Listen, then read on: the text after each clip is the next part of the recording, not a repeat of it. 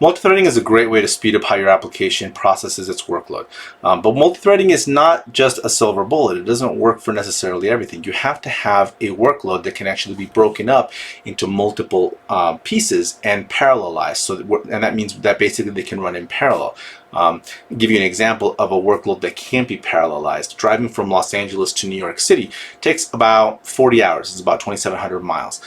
It's going to take you 40 hours to make that drive. You can't just take 40 people and 40 cars and each of you drive 1 hour total and you're there 1 hour from now. That doesn't work that way.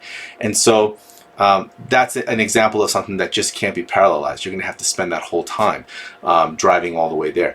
An example of a workload that can be parallelized, suppose you're trying to fill a 20,000 gallon swimming pool and you have 1 gallon bucket. Well, it'll take you 20,000 trips. Maybe each trip is like a couple of minutes or a minute. And it may take you 20,000 minutes and 20,000 trips to fill up that swimming pool. That's a long time. You can take 1,000 people, each with a 1 gallon bucket, and each of you make 20 trips. So maybe in 20 minutes, maybe like a little bit extra time for people getting in each other's way. In 20 minutes, you could fill up that swimming pool with 1,000 people, each filling a 1 gallon bucket. So that's an example of a workload that can be parallelized.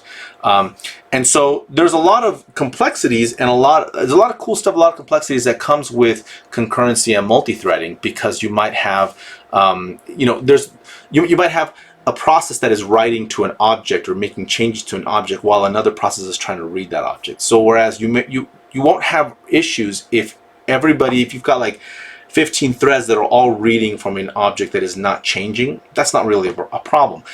Where you run into the problem is you'll have, in some concurrency models, you'll have producer-consumer models where there is a thread or a process that is creating something that is to be consumed. So that process is creating it, producing it.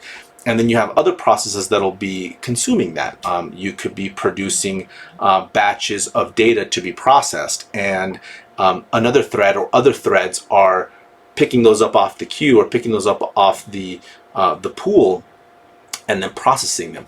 So that's where you want to make sure that you don't run into each other, or that you make a change. Anything that you're doing when you're reading it is a fully atomic process. So, and what I mean by atomic is that it cannot be interrupted. If your process starts reading the object, accessing it, and then it gets interrupted, that object could change before it's done reading, before it's done processing. So I'm going to do some more videos on concurrency, on multi-threading, on some of the cool problems that you solve with multi-threading, some of the cool computer science problems that also come along with studying concurrency, studying multi-threading. So stay tuned on this channel or on my TikTok channel at Kernel Dump, and yeah, we'll learn some cool stuff.